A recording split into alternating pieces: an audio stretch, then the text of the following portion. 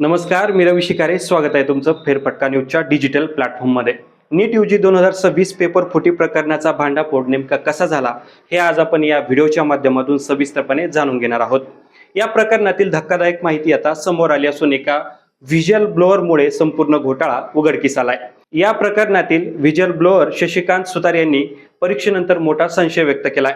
3 मे रोजी नीट यूजी परीक्षा झाल्यानंतर ते विद्यार्थ्यांसाठी प्रश्नपत्रिका सोडवण्याचं काम करत होते. त्याचवेळी त्यांच्या ओळखीतील एका व्यक्तीने त्यांना केमिस्ट्री विषयातील काही प्रश्नांची एक PDF दाखवली.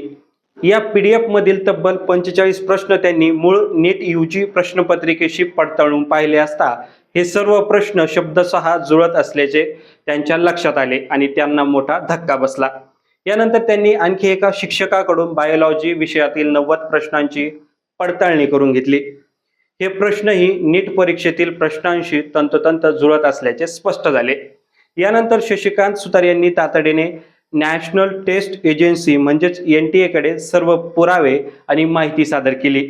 तक्रार मिळताच NTA ने हालचाल सुरू करत तपास यंत्रणांना माहिती दिली. यानंतर या प्रकरणाचा तपास सेंट्रल ब्युरो ऑफ इन्व्हेस्टिगेशन अर्थात CBI कडे सोपवण्यात आलं. या पेपर फुटी प्रकरणामुळे देशभरात खळबळ उडाली असून हे रॅकेट किती मोठे आहे याचा सखोल तपास आता सुरू आहे. दरम्यान 21 जून रोजी होणाऱ्या पुनर्परीक्षेच्या पार्श्वभूमीवर पंजाबमधील उमेदवारांना सरकारी बसमधून मोफत प्रवास सुविधा द्यावी अशी मागणी अरविंद केजरीवाल यांनी केली आहे. ही मागणी आपण मुख्यमंत्री भागवत मन यांच्याकडे करणार असल्याचे देखील केजरीवाल यांनी सांगितलंय. आता प्रश्न उपस्थित होतो, नीटला नेमकं नाट कसं लागलं? CBIचे पथक RCC क्लासेसवर सलग 3ऱ्या दिवशीही तपास करत असून सराव प्रश्नपत्रिका आणि महत्वाची कागदपत्रे तपासत आहे. दरम्यान भाजपने काँग्रेस भवनासमोर आंदोलन केले तर मनसेने RCC कार्यालयासमोर अनोख्या पद्धतीने आंदोलन करत नीट प्रकरणाकडे लक्ष वेधले. CBI कडून क्लासेसमधील जबाबांची आणि आर्थिक व्यवहारांची पडताळणी सध्या सुरू आहे. या तपासात शिवराज मोटेगावकर यांची भूमिका अत्यंत महत्वाची मानली जात आहे. सध्या शिवराज मोटेगावकर CBI कोठडीत असून पुण्यात त्यांची कसून चौकशी सुरू आहे. न्यायालयाने 9 दिवसांची कोठडी सुनावल्यानंतर त्यांना दिल्लीहून पुण्यात आणण्यात आलंय.